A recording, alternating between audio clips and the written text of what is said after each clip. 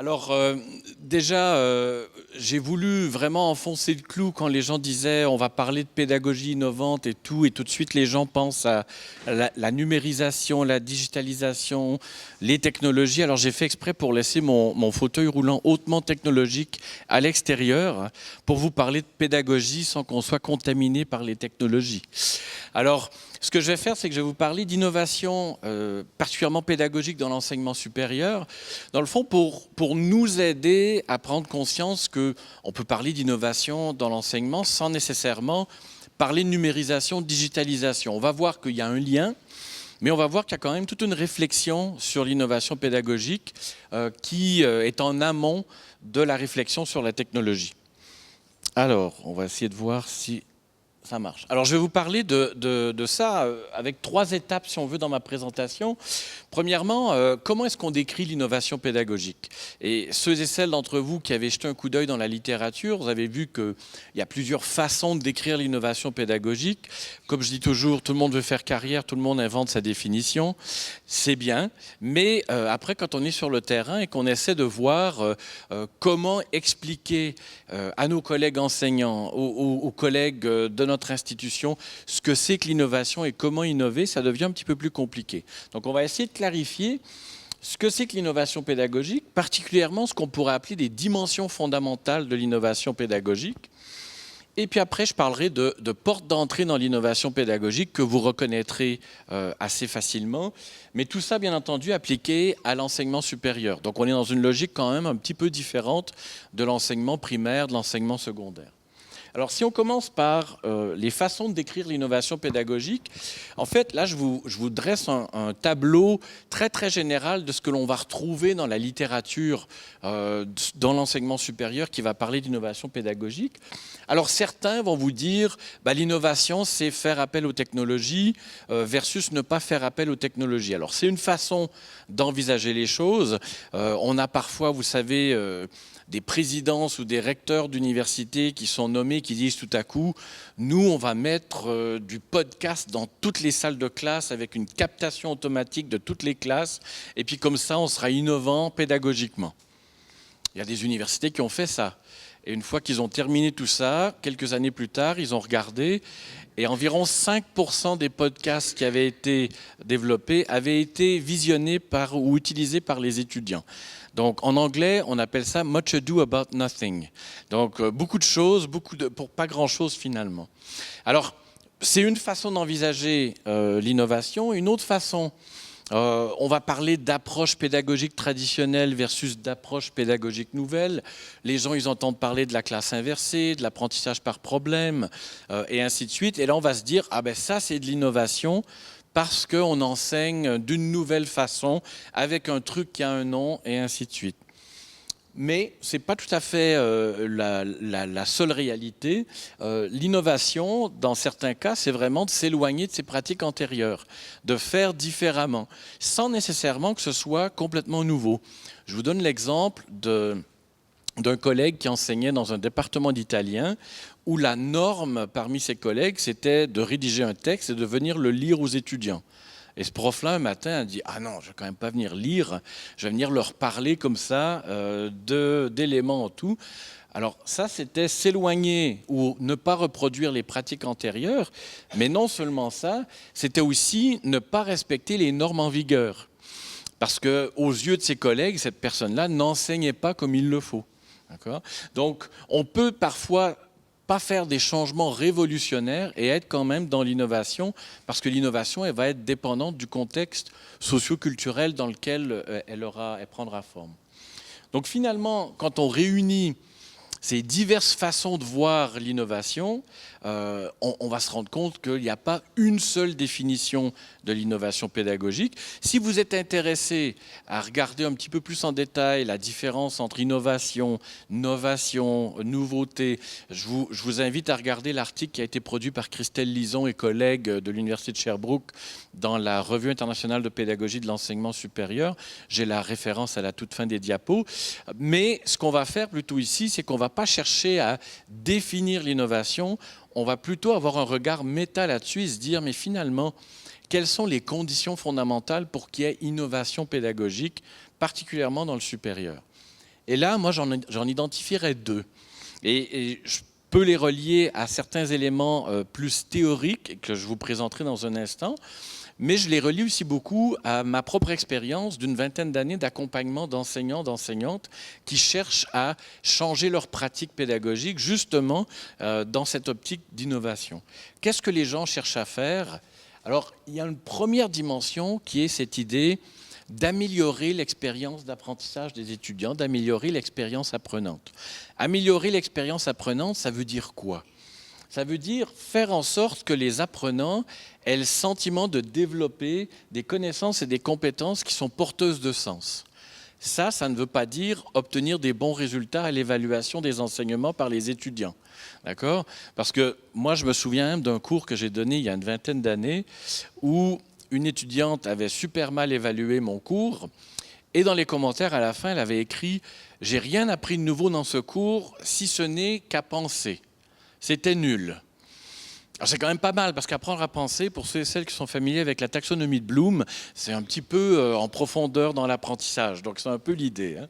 Mais comme quoi, les étudiants, parfois, ne réalisent pas l'ampleur des apprentissages réalisés. Et donc, il faut faire attention à ce qu'on soit vraiment dans la compréhension de l'apprentissage réalisé et pas simplement la satisfaction de ce qui s'est passé en classe. Parallèlement, on a aussi l'enseignant, l'enseignante qui est capable de nous dire « Moi, j'ai vraiment le sentiment que les étudiants développent des connaissances et des compétences qui sont porteuses de sens, et voici pourquoi. » Alors, ça ne peut pas être simplement le ressenti, ou ça ne peut pas non plus être « Je le vois dans les yeux des étudiants que ce que je leur raconte est super intéressant et captivant. » Vous savez, moi je suis psychologue de formation et s'il y a un truc qu'on n'a toujours pas réussi, c'est à comprendre ce que les gens pensent simplement en les regardant dans les yeux. D'accord ? Donc là aussi, on va chercher ce qu'on va appeler des preuves, des éléments qui vont nous montrer que finalement, ce que l'étudiante m'a rendu dans son travail est beaucoup plus porteur que ce que j'ai vu de par le passé. Les étudiants vont faire des liens avec d'autres cours, avec ce qui va se produire dans leur vie suite aux études. Et donc là, on a un élément ici du point de vue de ce que l'enseignant perçoit ou l'enseignante perçoit. Et finalement, on va justement faire ce qu'on appelle la triangulation. Donc on va se dire, oui, mais cherchons maintenant une preuve un petit peu plus objective. Qu'est-ce que l'on voit dans ce qu'on appellera les preuves d'apprentissage? Les commentaires d'employeurs, les commentaires de diplômés quelques années plus tard. Alors, vous, ça vous est peut-être jamais arrivé, mais parfois, on reçoit une évaluation de l'enseignement d'un étudiant qui nous dit « Ce cours est nul, j'ai rien appris ». On les croise 4 ans plus tard dans la rue et on leur demande qu'est-ce qu'ils deviennent. Et puis ils nous disent « Ah ouais, puis là maintenant je comprends à quoi servait le cours que vous me donniez. Et puis finalement c'est le cours qui a été le plus utile dans mon cursus. » Donc là aussi, nos preuves d'apprentissage, elles vont prendre diverses formes. Et c'est vraiment en les mettant en relation les trois qu'on arrive à avoir la perception de cette preuve d'apprentissage améliorée. Donc finalement, je vais changer des choses dans ma pratique pédagogique, mais je vais aussi devoir garder un œil sur l'impact que ça aura pour essayer d'évaluer dans quelle mesure ça a un impact positif sur l'expérience d'apprentissage des étudiants. Alors ça, pour moi, c'est la première dimension de l'innovation pédagogique. Je prends un exemple qui est un peu caricatural, mais qui est réaliste. Dans une université où j'ai travaillé, quelqu'un souhaitait obtenir un fonds d'innovation pédagogique pour pouvoir filmer tous ses cours et ensuite les mettre à disposition des étudiants. Alors bien entendu, c'était pour le bien-être des étudiants parce qu'ils allaient pouvoir visionner les cours à n'importe quel moment de la journée. Ce n'était absolument pas lié au fait que l'enseignant trouvait contraignant de devoir venir enseigner à la même heure chaque jour de la semaine et ainsi de suite. Et puis finalement, quand on se pose la question est-ce qu'il y aura amélioration de l'expérience d'apprentissage? En fait, la littérature nous montre bien que la plus-value d'un enseignement, ce n'est pas simplement le visionnement d'une vidéo, l'interaction qu'il y aura en classe, les questions posées, l'ajustement aux réponses des étudiants. Donc finalement, on voyait bien qu'en termes d'amélioration de l'expérience d'apprentissage, bien qu'il y avait des côtés positifs à cette initiative-là, l'amélioration n'était pas généralisée. Donc, ce n'est pas tout à fait une innovation pédagogique au sens d'amélioration de l'expérience d'apprentissage des étudiants. Deuxième dimension, et ceux et celles d'entre vous qui êtes plus ingénieurs pédagogiques ou ce qu'on appelle en anglais instructional designers, pardon, vous allez reconnaître tout de suite le deuxième élément, la deuxième dimension fondamentale, c'est-à-dire je vais faire de l'innovation pédagogique, je vais innover dans mes pratiques pédagogiques, mais avec un objectif qui est d'améliorer la cohérence pédagogique de mon enseignement. Et cette cohérence pédagogique, on la voit dans l'interrelation entre les 4 pôles fondamentaux de mon enseignement, qui sont les contenus, la matière couverte, les objectifs visés dans le cours, ce que vous appelez parfois les compétences, les objectifs d'apprentissage, les acquis de formation, peu importe la terminologie, les stratégies d'enseignement que je vais mettre en œuvre, et puis finalement les méthodes d'évaluation qui vont me permettre d'obtenir une preuve des apprentissages réalisés.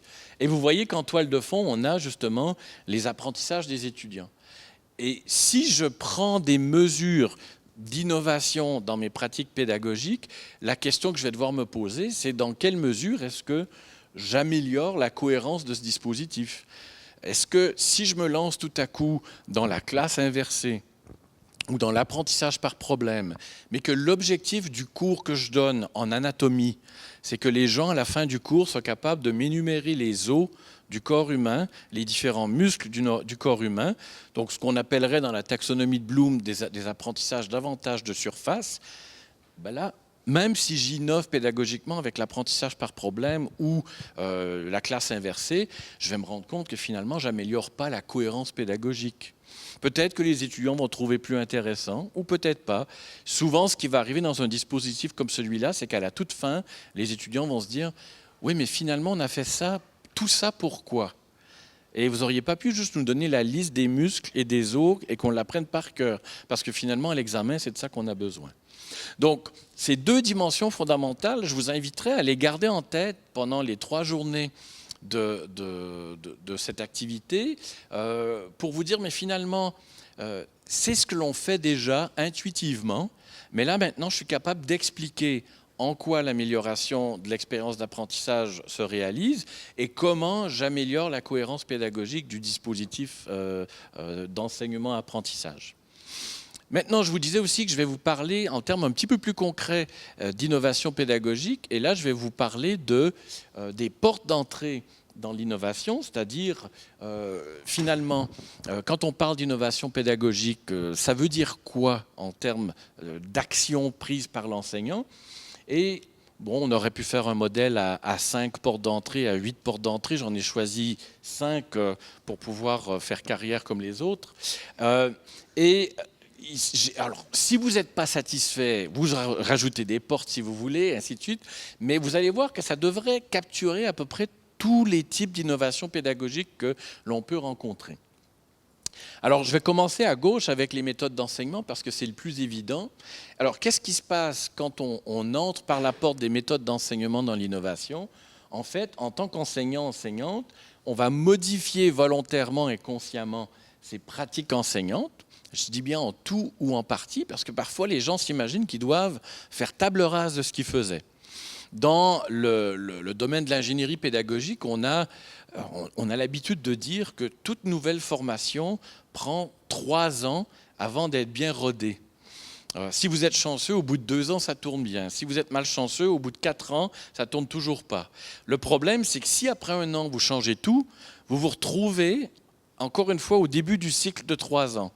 Et puis il y a des gens qui malheureusement font une carrière de 35 ans en étant dans la première année d'un cycle de 3 ans. Beaucoup de souffrance au travail. Donc ici, on va changer en tout ou en partie, mais j'attire votre attention sur le fait que c'est vraiment volontaire et conscient, ce n'est pas juste le hasard. Hein.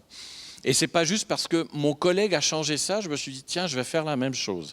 On se rend compte que quand c'est la logique qui stimule les gens à l'innovation, souvent il va manquer des éléments de réflexion pour aller jusqu'au bout. L'objectif, donc, est d'améliorer de façon empirique l'expérience d'apprentissage ou la cohérence pédagogique. Et je dis de façon empirique parce que parfois les gens disent « Ah oui, non, mais ça va être mieux parce que là, je vais mettre PowerPoint. » Et puis, finalement, ça va être beaucoup mieux pour eux parce que maintenant, j'utilise PowerPoint, ce qui me permet de mettre beaucoup plus d'informations sur les diapos et surtout d'aller beaucoup plus vite dans mes cours parce qu'ils n'ont pas besoin de prendre de notes. Expérience d'apprentissage améliorée, c'est sûr. Des exemples, je peux passer à ce qu'on appelle l'apprentissage par problème, qui change complètement ma façon d'enseigner. Typiquement, on dit toujours aux tuteurs d'APP, vous devez apprendre à ne plus répondre à une question par une réponse, mais à répondre à une question seulement par une question. Parce que votre rôle, c'est de faire réfléchir les gens jusqu'à ce qu'ils trouvent la réponse par eux-mêmes. Je peux développer l'enseignement interactif, être dans une logique où je pose beaucoup plus de questions aux étudiants et je me sers de leurs réponses pour alimenter l'évolution pédagogique de mon cours. Je peux passer à la classe inversée, leur faire du travail en amont pour ensuite profiter du temps en classe pour les faire réfléchir. Alors vous voyez bien que derrière ces trois dispositifs-là, il y a de la techno. D'accord ? Mais ce n'est pas nécessairement la techno qui est la porte d'entrée, c'est le fait de vouloir changer mes approches pédagogiques, d'aborder les choses différemment. Je vous ai laissé un espace tout en bas pour que vous puissiez ajouter vous-même quelque chose, si vous pensez à quelque chose. Deuxième porte d'entrée, celle des méthodes d'apprentissage. Alors les gens disent, oui, mais ça, c'est pas moi, c'est les étudiants. Mais les étudiants, face à ce que vous faites au plan pédagogique, vont développer ce qu'on appelle leurs approches de l'apprentissage, leur façon d'apprendre. Et en fait, peut-être que je vais avoir un impact directement là-dessus et je vais les aider à travailler différemment. Alors, là, c'est toujours d'amener les étudiants à évoluer, à changer consciemment et de façon volontaire leur façon d'apprendre.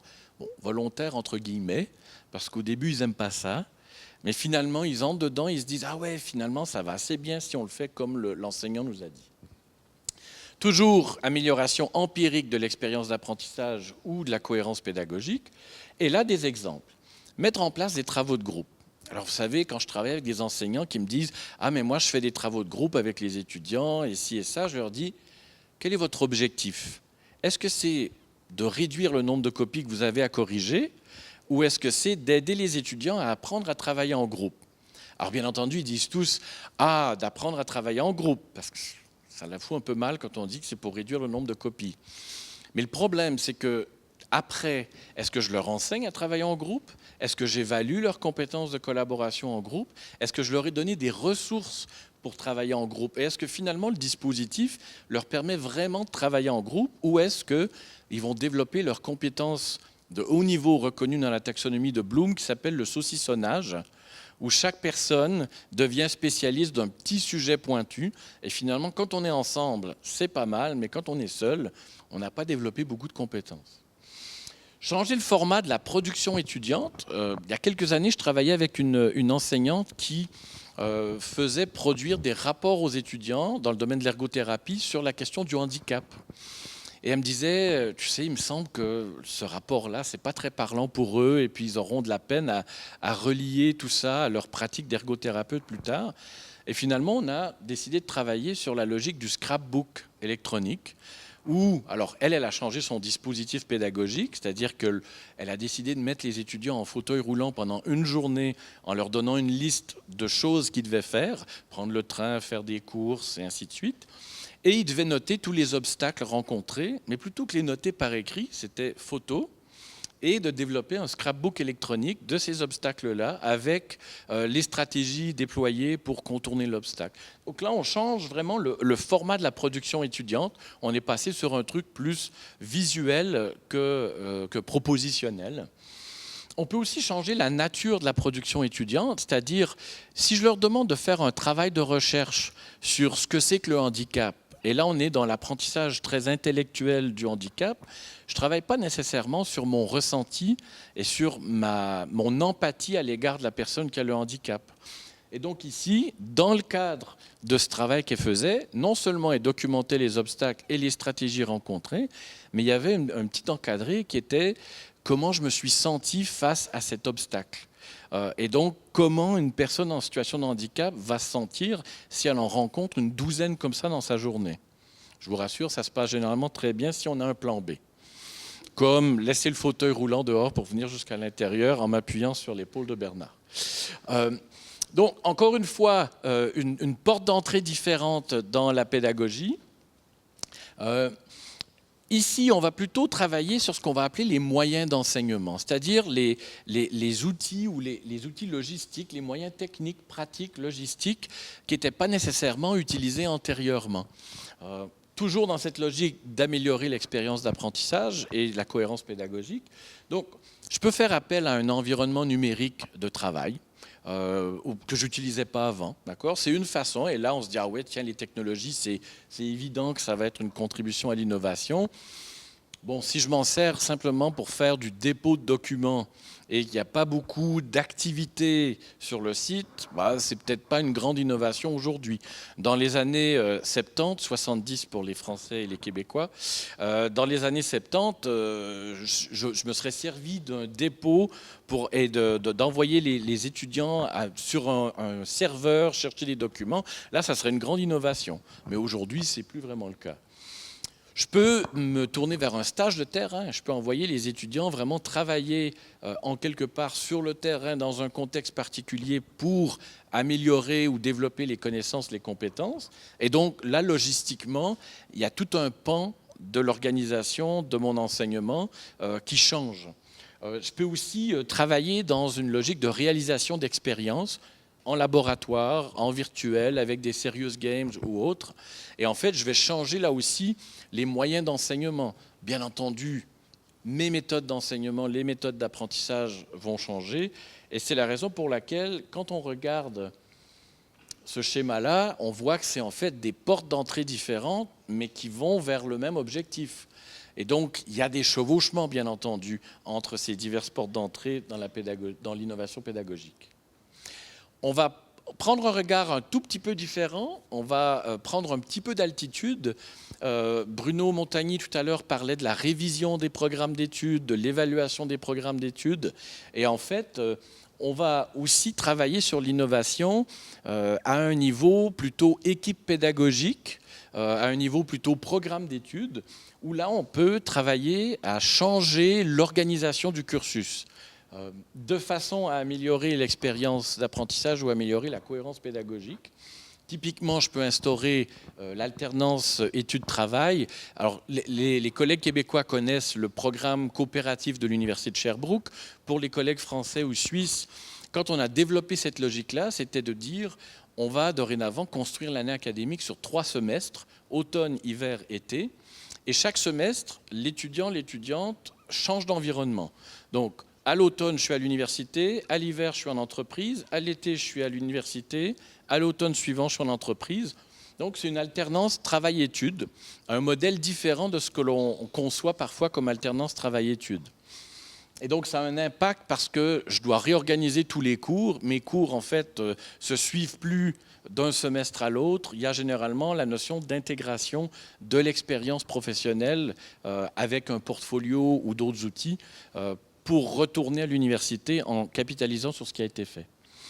On peut décider de passer à une modularisation, c'est-à-dire vraiment on fait disparaître les cours et on travaille en équipe enseignante autour de blocs de cours avec des compétences communes, des évaluations communes, parce que justement on se rend compte que ces compétences-là sont très proches les unes des autres et méritent à être intégrées. On peut travailler sur l'interdisciplinarité. Et l'interdisciplinarité, ce n'est pas juste donner la moitié des cours dans une branche et l'autre moitié des cours dans l'autre branche et donner un examen dans une branche et l'examen dans l'autre branche. Si on veut vraiment qu'il y ait intégration des outils conceptuels et des applications pratiques, il va falloir que les cours soient en équipe, que les évaluations soient en équipe, que les travaux soient en équipe multidisciplinaire. Donc là, on va changer l'organisation du cursus et ça aura un impact sur l'expérience d'apprentissage et la cohérence pédagogique. Et toujours dans cette logique d'équipe pédagogique, mais on va voir qu'on peut aussi innover par la finalité des études, modifier l'objectif ultime des études visées dans le cadre d'un domaine particulier. Alors, on peut à ce moment-là changer l'orientation d'un programme. Alors, Si imaginez qu'on prenne un programme de bachelor, donc baccalauréat pour les Québécois et licence pour les Français, on prend un programme de bachelor en psychomotricité et on dit, selon les besoins de la profession, ça ne devrait plus être un programme de bachelor, ça devrait être un programme de master.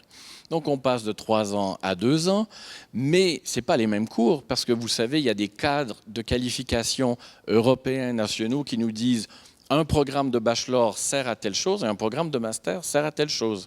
Donc dorénavant, mes diplômés du master de psychomotricité n'ont plus du tout le même profil professionnel qu'ils avaient quand ils étaient bachelor en psychomotricité. Et c'est la même chose qu'on va faire quand on va dire, admettons, on aura besoin dorénavant davantage de personnes avec un master en soins infirmiers. Quel est le profil à la sortie versus le profil à la sortie du bachelor en soins infirmiers? On peut élargir les compétences ciblées. On a entendu tout à l'heure parler des soft skills, où de plus en plus les programmes d'études se mettent à mettre en évidence ces soft skills qui sont transférables de divers domaines, justement pour faciliter l'employabilité des étudiants. Donc finalement, le profil de compétences qui regroupait autrefois une douzaine de compétences spécifiques au domaine, vient de se transformer en profil de compétences d'une vingtaine de compétences, dont 8 sont plutôt des compétences génériques.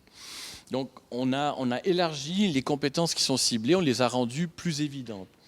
On peut aussi modifier le rôle professionnel. Imaginez qu'on développe certaines compétences dans un domaine donné pour que la personne soit un concepteur, mais que finalement on se rend compte que le besoin, c'est que la personne soit à la fois concepteur et manager d'équipe. On va vouloir changer le rôle professionnel à la sortie en donnant des expériences différentes dans le cadre du programme. Donc voilà 5 portes d'entrée à l'innovation pédagogique. Vous aurez compris que dans toutes ces portes d'entrée-là, on peut faire appel au numérique ou pas. L'important, c'est d'être au clair sur le scénario pédagogique et que le numérique soit vraiment une plus-value pour ce scénario pédagogique-là et qu'il soit bien intégré. Et donc, on aura l'occasion de reparler tout ça dans les 3 journées devant nous. Je termine juste donc avec une petite conclusion. On voit qu'il y a diverses façons de décrire l'innovation pédagogique. Et là-dessus, je vous citerai Confucius qui disait « Ne suis pas la personne qui prétend avoir trouvé la voie, mais plutôt la personne qui la cherche toujours ».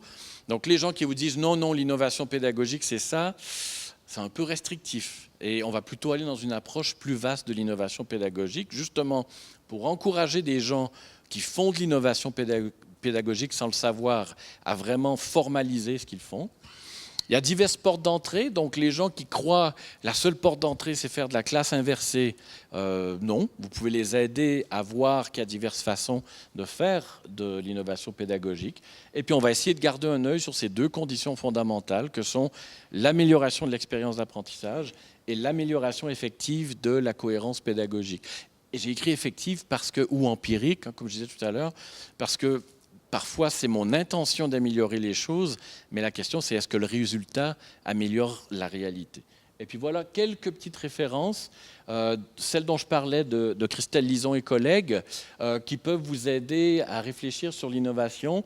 Contexte français avec la première, contexte plutôt européen sur la seconde, et puis contexte anglo-saxon sur la troisième. Et même si ça date de 2000, c'est un ouvrage qui est assez intéressant sur la conceptualisation de l'innovation pédagogique dans l'enseignement supérieur.